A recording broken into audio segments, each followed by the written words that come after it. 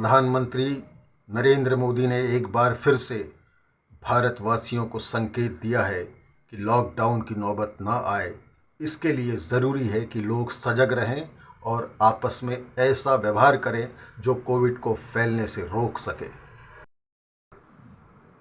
नई गाइडलाइन के अनुसार टूरिस्ट स्पॉट्स पर test, track, treat and vaccination पर ध्यान देने को कहा गया है। इसके अलावा मास्क और एक दूसरे से उचित शारीरिक दूरी का पालन करने की गाइडलाइन भी जारी हुई है, जिसके तहत सोशल फिजिकल डिस्टेंसिंग को लागू किया जाएगा। स्वास्थ्य एवं परिवार कल्याण मंत्रालय ने सभी राज्यों और केंद्र शासित प्रदेशों को आने वाले त्योहारों और नए साल के जश्न को ध्यान में रखते हुए एक पत्र जारी किया है। टेस्ट, ट्रैक, ट्रीट और वैक्सीनेशन और मास्क पहनने और सोशल डिस्टेंसिंग पर फोकस किया गया है।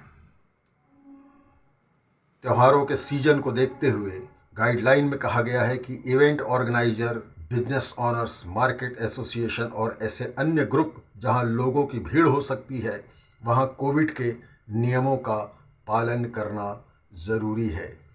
इंडोर जगह पर वैक्सीनेशन की व्यवस्था ज़रूरी कर दी गई है। चीन में ओमिक्रॉन, डेल्टा और तमाम पहले के वायरस के बाद अब नए वेरिएंट BF7 की वजह से हालात भयावह हो गए हैं। चीन की हालत देखकर भारत सरकार भी अलर्ट मोड पे है। राज्य सरकारों को चेतावनी जारी कर दी गई है और उनसे भी सजग रहने के लिए कहा गया है। राज्य सरकारों को कहा गया है कि वे कोविड को लेकर रणनीति बनाकर अमल शुरू कर दें।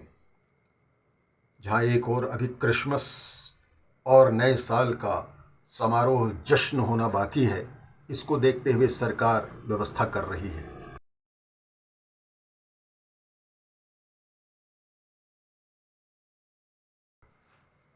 चीन में ओमिक्रॉन, डेल्टा और तमाम पहले के वायरस के बाद अब नए वेरिएंट BF7 की वजह से हालात भयावह हो गए हैं।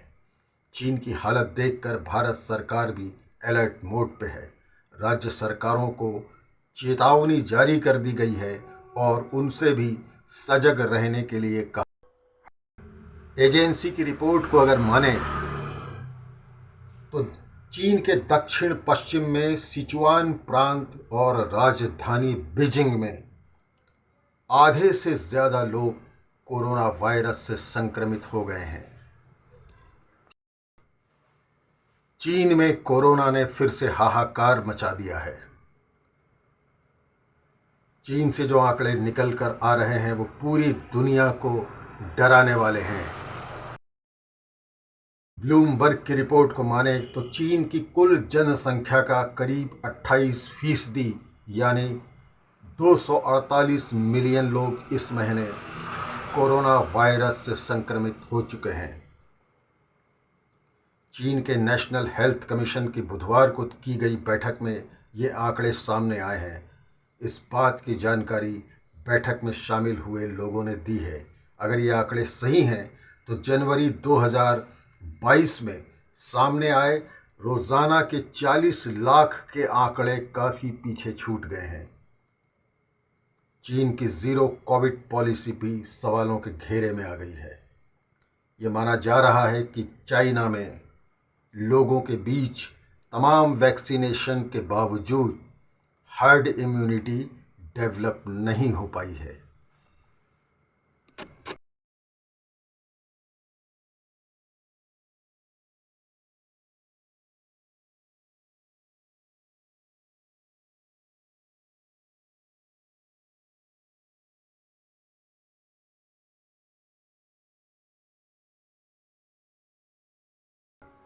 भारत सरकार ने कोरोना के बढ़ते हुए खतरे को देखते हुए आइसोलेशन, जीनोम सीक्वेंसिंग और तमाम एहतियात के बड़े कदमों को उठाने की घोषणा कर दी है।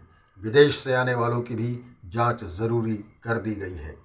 इन दिनों चीन में नए वेरिएंट BF7 के कारण जो हाहाकार मचा हुआ है, उसके चलते अब 22 दिसंबर से नई गाइडलाइन प्रभावी हो गई है और हवाई अड्डों पर निगरानी सघन कर दी गई है। भारत सरकार ने एक बार फिर से कोरोना वैक्सीनेशन पर पूरा अपना ध्यान केंद्रित कर दिया है। सरकार ने नेज़ल वैक्सीन को कोविन पोर्टल में शामिल कर दिए जाने का ऐलान कर दिया है। नेज़ल वैक्सीन नाक से दी जाने वाली वैक्सीन है जिसका इस्तेमाल सरकार ने मंजूर कर लिया है।